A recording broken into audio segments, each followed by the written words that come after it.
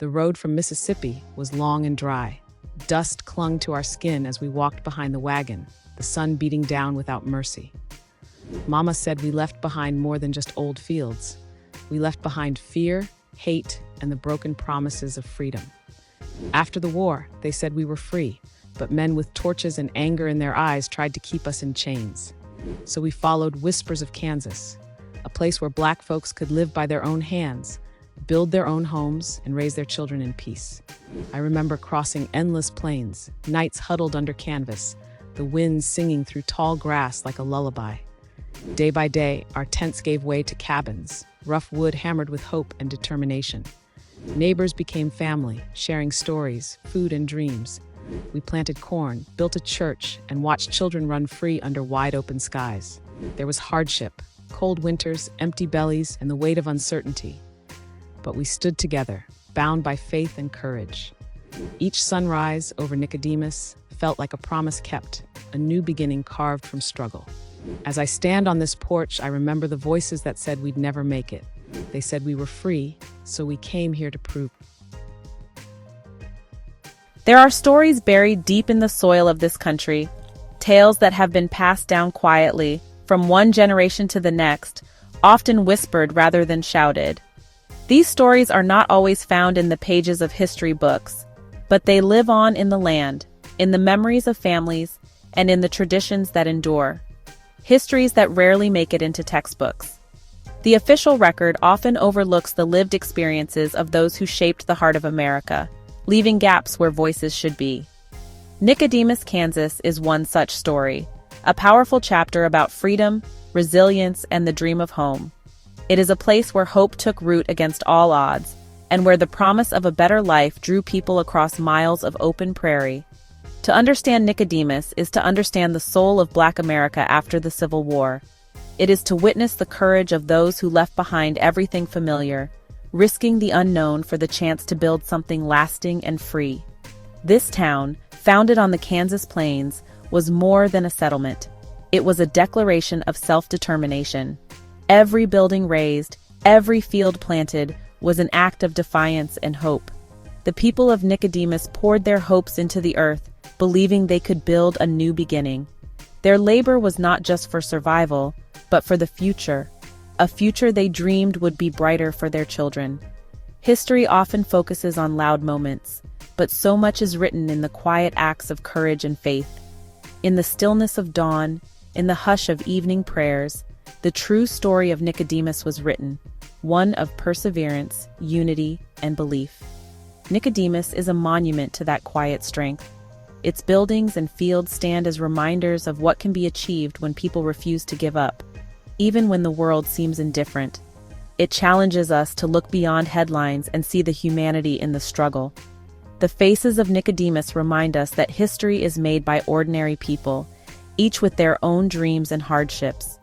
The fight for belonging and the battle to keep stories alive are not relics, they're ongoing. Each generation must decide what to remember, what to honor, and what to pass on. By remembering Nicodemus, we honor ancestors who dreamed this town into existence. Their legacy is not just in the land, but in the spirit of those who continue to call it home.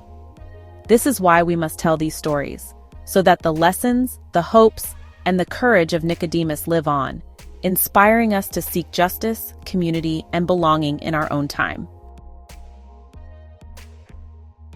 Imagine it's 1877. The Civil War has ended, but the scars it left behind are still fresh. The South is a place of broken promises and shattered dreams for many Black families who had hoped for a new beginning. The Civil War is over, but hope in the South is fading for Black families. The promise of freedom has not materialized into the reality they had envisioned. Instead, they face new forms of oppression and economic hardship. In this climate, a whisper spreads: Kansas, a place of land, opportunity, and freedom. The idea of a fresh start in a new land begins to take hold in the hearts and minds of those yearning for a better life. The Exoduster movement begins as thousands seek a promised land. They are driven by the hope of owning land, building communities, and living free from the shadows of their past. Kansas, the land of John Brown, becomes a beacon. It symbolizes resistance and the fight for justice. making it an ideal destination for those seeking a new life. For those who had only known bondage, the idea of owning land is revolutionary. It represents not just economic opportunity, but a profound shift in their identity and place in the world.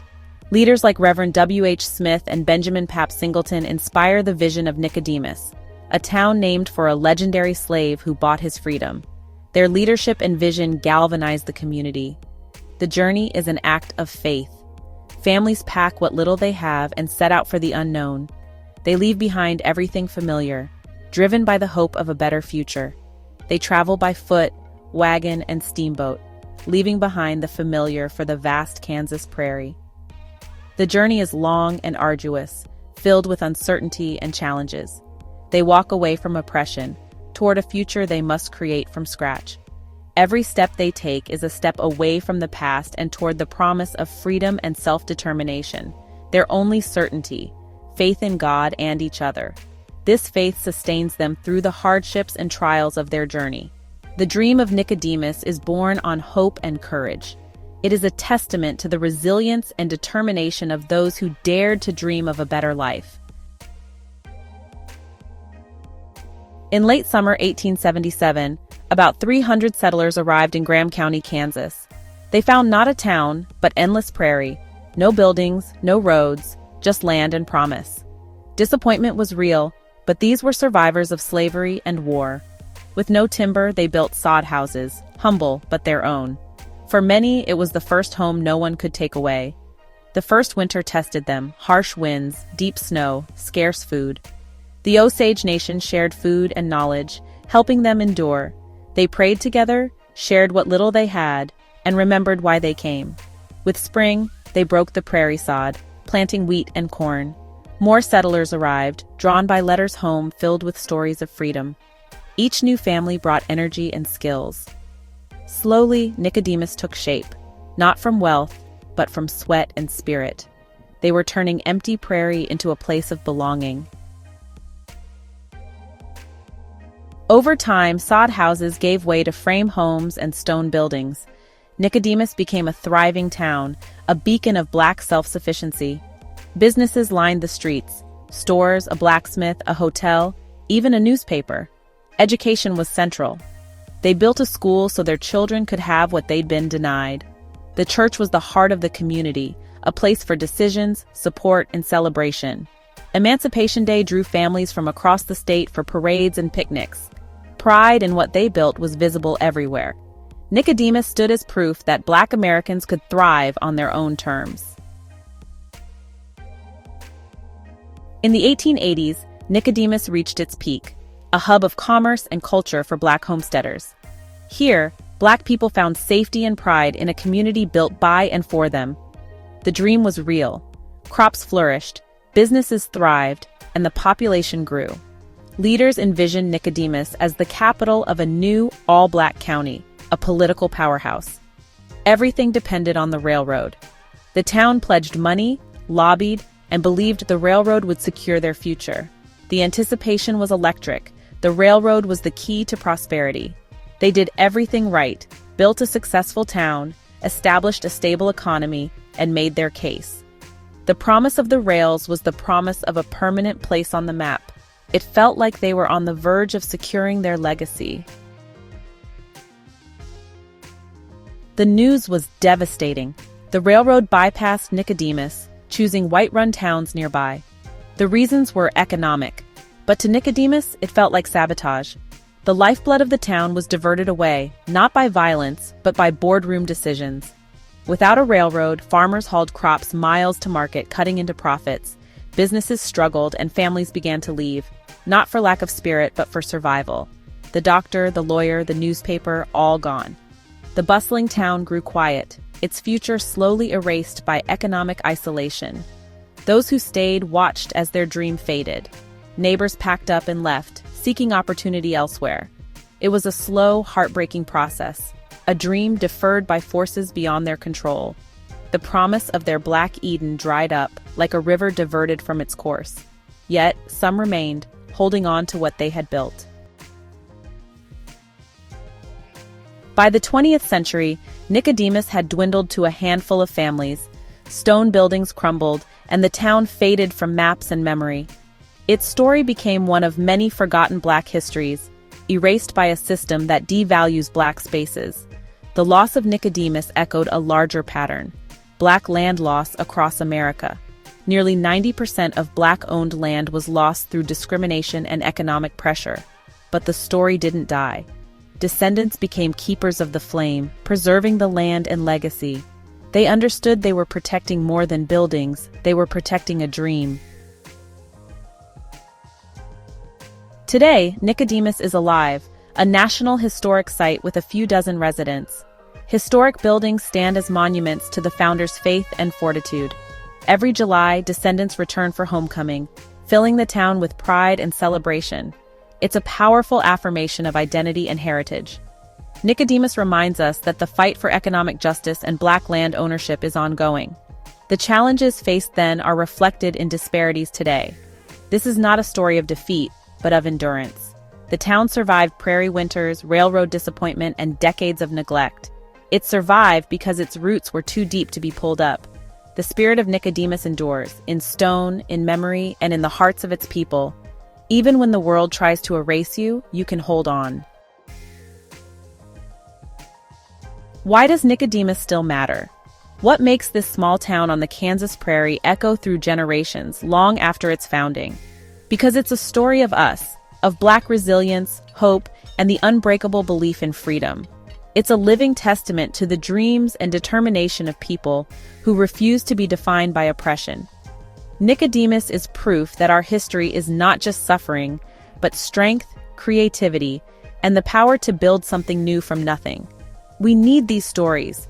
They nourish us, remind us of our roots, and give us strength to face the future. They show us what's possible when a community comes together. Don't let Nicodemus be forgotten. Its legacy is fragile, but it's also alive, waiting for us to remember and share it. Let it spark your curiosity. Learn the names: Reverend Smith, Pap Singleton, Z.T. Fletcher. Each name carries a story of vision and courage. Read about the families who built their lives there, who planted roots and created a legacy that still inspires.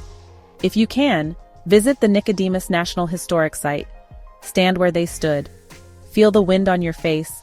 And imagine the courage it took to build a dream in that emptiness, to carve out a home where none existed before.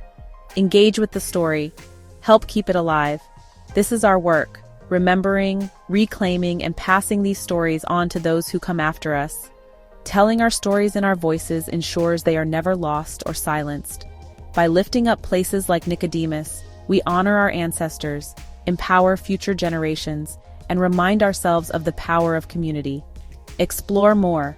Look for other Black towns, each with its own story of hope and perseverance. Seek out documentaries, books, and oral histories. Every page and film reel is a window into our shared past. Don't forget to subscribe, hit the like and notification bell for more untold history. The road from Mississippi was long and dry. Dust clung to our skin as we walked behind the wagon, the sun beating down without mercy. Mama said we left behind more than just old fields. We left behind fear, hate, and the broken promises of freedom. After the war, they said we were free, but men with torches and anger in their eyes tried to keep us in chains. So we followed whispers of Kansas, a place where Black folks could live by their own hands, build their own homes, and raise their children in peace. I remember crossing endless plains, nights huddled under canvas, the wind singing through tall grass like a lullaby. Day by day, our tents gave way to cabins, rough wood hammered with hope and determination. Neighbors became family, sharing stories, food, and dreams. We planted corn, built a church, and watched children run free under wide-open skies. There was hardship, cold winters, empty bellies, and the weight of uncertainty. But we stood together, bound by faith and courage. Each sunrise over Nicodemus felt like a promise kept, a new beginning carved from struggle. As I stand on this porch, I remember the voices that said we'd never make it. They said we were free, so we came here to prove it.